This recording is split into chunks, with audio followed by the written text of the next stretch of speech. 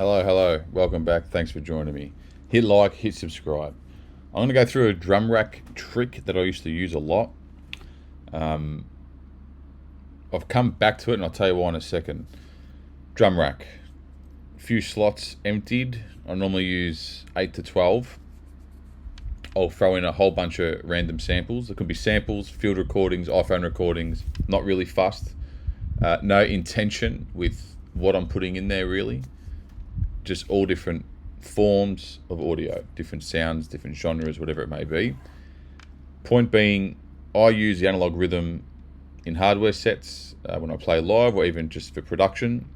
And I like the sort of simplicity of, mute, unmute, where your sounds are pretty much the sounds, but it's more so what you're doing with them when you're turning them on and off to get different results out of it. So I used to do this just to create rhythms or gallops, whatever you want to call it. You can use this for anything, obviously, but that was my intention. It probably works better with one shots and one hits to sort of get percussive stuff, but I do like to throw random longer sounds in there because sometimes the way it works, when it gets triggered, it might play the whole sample, and sometimes happy accidents happen and shit goes on that you just couldn't have done if you tried. So I like that. I haven't done this in a while. The reason why I'm back is I used a rhythm recently in a jam with two other live acts, and there were times where I was pulling back, and when I was pulling back I'd turn the kicks off and sort of let 4 to 6 channels sort of just keep going, but not having that 4/4 kick. The other guys were handling the main percussion, the kick drum and stuff, and I found there was so many good little loops of audio that I had coming out of the rhythm just because I took the kicks out and I was letting those other sounds sort of flament. So that's why I've come back to this. It's been a while. I want to explain how I do it, why I do it, and then starting basic and then sort of leveling up or getting a bit more complex as we go. So MIDI clip, Ableton drum rack. I'm using everything stock. Rosa's free, you can download. I've done videos on that. I've got a arpeggiator here. So I've used 12 slots and I've just thrown in different samples from the Green Fetish stuff. And here we are. Obviously, when you click on each sample, you'll be able to see the waveform, which is great because you can control each sound in terms of, we've got filters on each sound, we've got LFOs, we've got fade in, fade out, which is literally the envelope of the audio of the waveform, transpose, pitch up and down, velocity, volume, and we can get even further into the warps and the textures, which is great. So we can control each sound, and we can also control the starting point and the end point of each sound. That's the first thing. So, and there's different ways to do it. I would normally start with Rosa just to let the sequencer trigger the random stuff, right? Just to sort of see what I can get out of it. And then go in and sort of fine tune what samples I've got in there. They might be working, they might not. It could be a case where the lengths are too long or maybe too short, or it could work better in a different section of the sample, or there's just too much going on and I need to start muting some stuff, just like when I use a rhythm. So now it's going to sound like horse shit off the bat because there's just too much going on, but then I'll sort of work my way backwards from that and isolate things and really see what's working. So I'll do it that way. After that, I'll turn off the sequencer and draw in some random stuff because you can still get some good possibilities out of that. And then we'll go into automating and then processing because we can do that a bit later on. So off the bat, Rosa, I've set the 12 steps purposely so we can trigger each sound. Whereas let's say if I went to 3, which can work, depends what you want to make. Throw a kick drum in there. Might keep that for later. But yeah, so that's why I've gone to 12. So go to 12, hear what's happening. Sorry, take the kick out, my bad. And I've got a bit of everything in here. I've got some percussion kits, some synths, some acids, some almond breaks, so you're going to get a bit of everything. So step 1, hitting random, just to get varieties of the 12. Step 2 would either be muting within the sequencer, just to dial back the chaos, or you could leave that like that and sort of, you know, if you got a sound that's shitting ya, like that, in this context, no good. So I can just mute it there on the sample slot. The acid's not working in this context. So even now I can hit random again because I've sort of isolated those sounds, but it's going to spit out a different pattern of everything else I've got.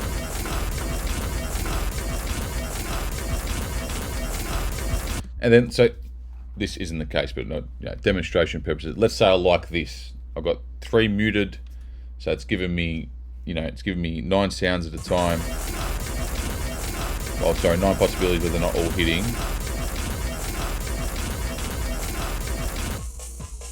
Now you can sort of start. So let's say this sound is sort of, you like it, but 2 things you can do. You can isolate this now, process it, or you can swap the sample out. Because you might like the position of where it's hitting. You know, but MS-20 filter, put the drive on.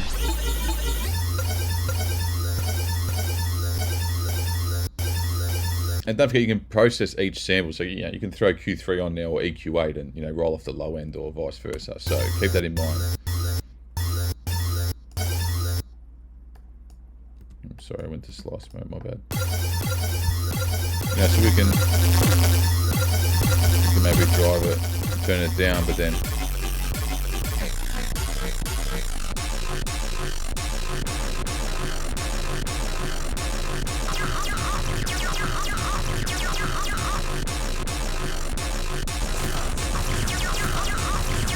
so that acid, right, it's a bit long in this context.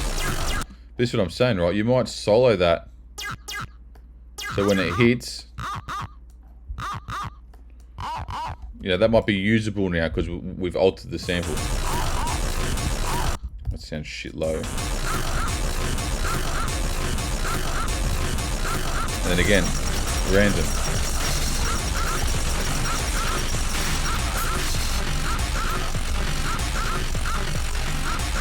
Again, this is going to be trial and error, so that, you know, don't hang shit on me in the comments. Trial and error, and this is what I love about it, because you sort of go through patches of excitement and disappointment, but I find, because I always stick it out, I don't really believe in writer's block and stuff. On the other side of that's always something that I'll end up becoming happy with and using in an actual track. So even then, like when it started, it sounded good. So maybe the acid can go. And we're getting that, you know. And you can see what's triggering if you can't work it out sound-wise. You'll just see the play button, like this sound's starting to shoot me now. So it's gone now. Now it's funny, we're essentially only using 2 sounds, so it's a bit of a waste of time, but if you just drag that main synth lead sample in, it wouldn't have sounded like that because it's sort of getting triggered a different way. And then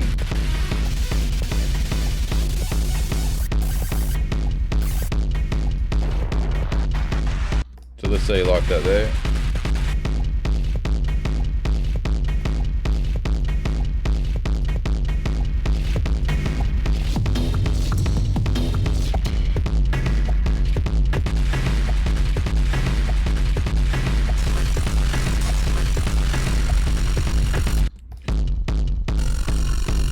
So let's solo this. That one there I don't mind. So let's just say I'm going to throw a percussion sound in there. Yeah, that might complement it. Depending what you're going to go for. So that's another way. Another way is turn, well, you leave rosa, you leave rosa on, put arpeggiator on and really sort of fuck it up a bit more. Because you can throw steps in and you can.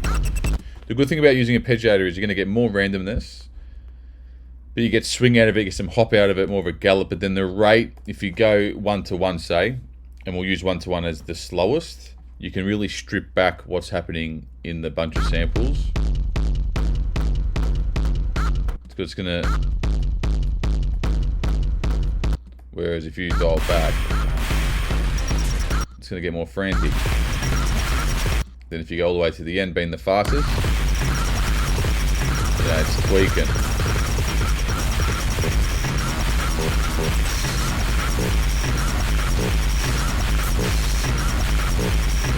So now where it's quite chaotic, you'd probably come in and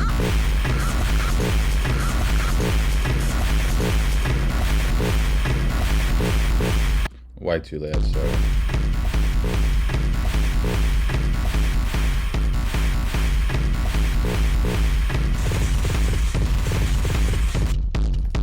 Or another way, which I don't mind doing it this way, it's a bit sort of time consuming, but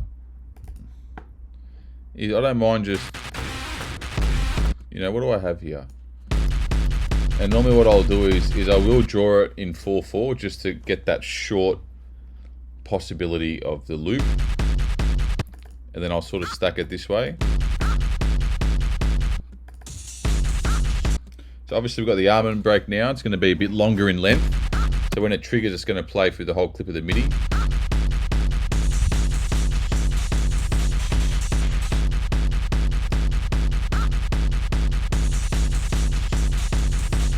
So we can turn that up. Yeah, so you can use another section of it. So, you know, if you want to start including this, let's say.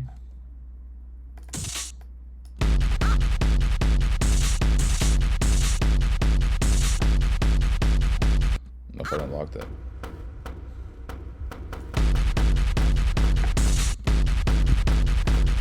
Same with here, you might just sort of get another section.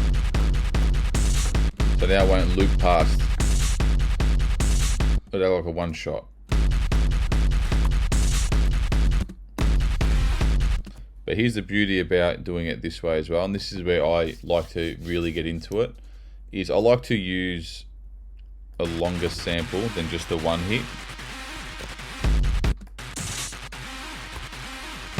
Reason being, you can loop it yourself in the MIDI, because what will happen is it's gonna get triggered here, right? That synth, and you're gonna hear it. If it's longer than the MIDI note, you're gonna hear it until it gets re-triggered again.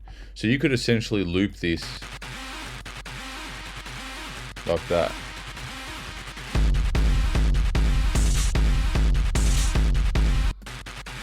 So demonstrate, you can go this way. It's because the headphones on, you bastard.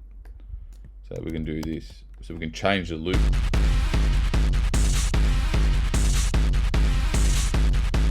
Yeah, same thing if we're doing it like this. You'll see this last note here. Let me delete the other shit, hang on. You'll see this last note here is going to let it ride out, but before that, it's going to trigger, it's going to be chopped.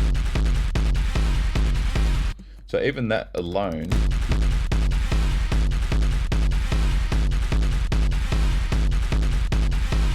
whereas a sample is actually this. Great synth, by the way, shout out EAS.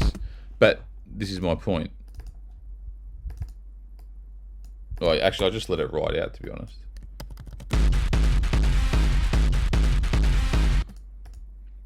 Then I'll turn this back on. Because that's the breaks acting like a one shot. You can sort of, you know, maybe put it in the gaps. And you can sort of start stacking it this way and seeing what can happen.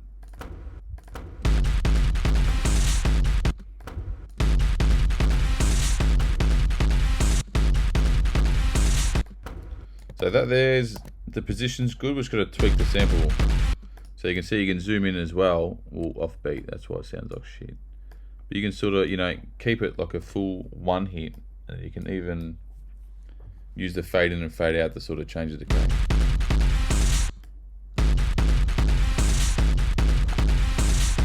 But now if you throw this on,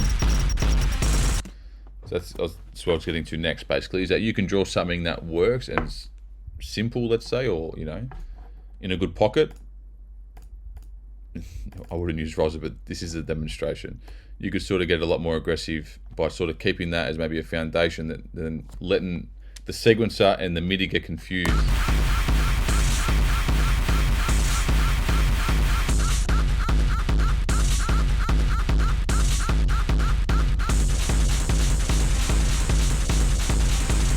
Because it's going to re-trigger the synth on top of what we've drawn in the MIDI.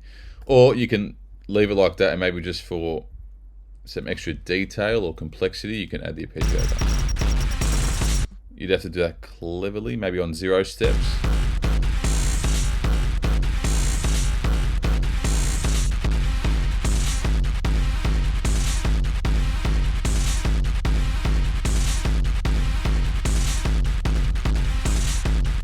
Can you hear that chopped up?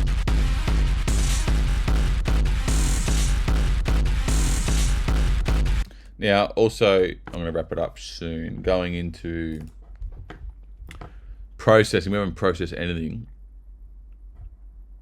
This is where you sort of can keep going further and further in complexity. Like, we can map the rate. Oh, sorry, amp. Sorry, let's take that up. Let's map the steps.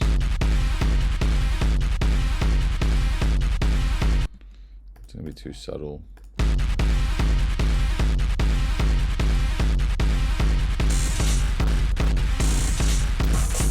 Yeah, the rate's got to be faster to maybe hear it then.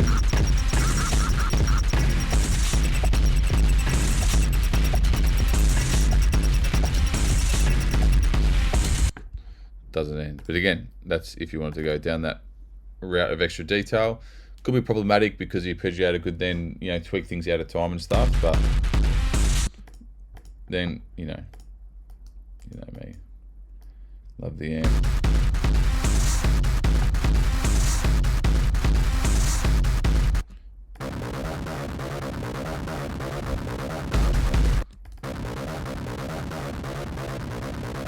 You can stack the synth as well.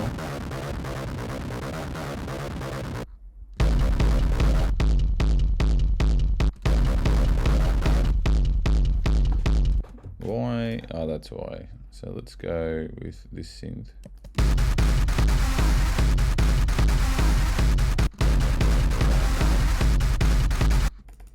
Yeah, you can maybe try and stack it. It's going to depend on your palette. Good thing is here now, this one I don't really like, but if we like this sort of the positioning of it, layering might be an option. Like, I might sound alright. Just change it.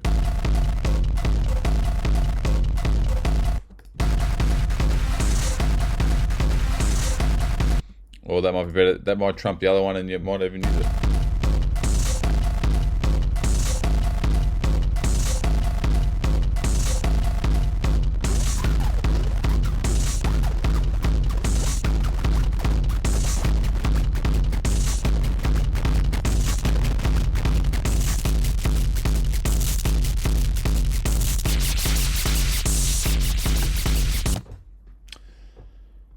Anyway, carrying on a bit. Sorry, I'll do that. I hope that was a good demonstration. That's how I use it. That's how I do it. In this case, I purposely just dragged samples in before I started. I didn't consciously listen to make sure they were good or they were right or anything like that, because that's how I do it in real life. Obviously, you could spend the time to actually consciously throw in one shots or sounds that you're familiar with or that you like, so you can then build maybe a percussive rhythm or whatever you're trying to achieve. Same with the synths. I do like to throw samples in longer than a kick loop, so when it gets triggered I get sort of the tail of it, process it, I start hectic, fill up the slots and sort of go back from there. Then past that you can go further with Rosa, arpeggiator, or you can not sequence it and draw your own patterning like we were, but you can always, on top of any option you do, automate with the LFO, and then obviously process. Amp, distortion, saturation, echo, delay, even more creative, obviously EQing and all that sort of stuff. So I hope that helped. Using the rhythm again recently sort of made me think of the drum rack again, in that sense of muting and unmuting. But similar to the rhythm, you know, on my rhythm anyway, all 12 are filled with sounds. They might not always hit at the same time, but you know, like the rhythm, when things are on and off, I can get really good results, and that's why I'm doing this video. So I hope that helped. I'll see you next week. Thank you very much.